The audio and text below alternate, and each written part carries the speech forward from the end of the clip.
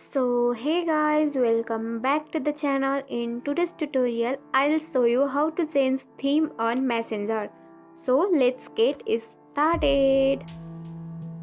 At first, make sure you have the Messenger app downloaded from Google Play Store or App Store, and make sure you have logged into your account.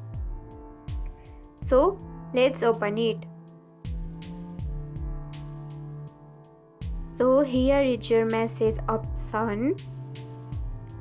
You can click on anyone's profile here to change the theme. So I'm clicking on this. Now you can click on here name icon and you can see the option called theme, and you can see various themes here. You can choose,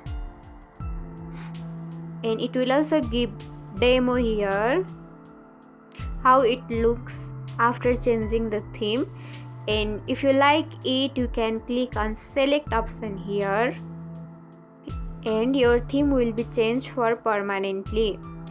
And that's it. If you found this tutorial helpful, don't forget to like, comment, share and subscribe, and also hit the bell icon for more easy tutorials.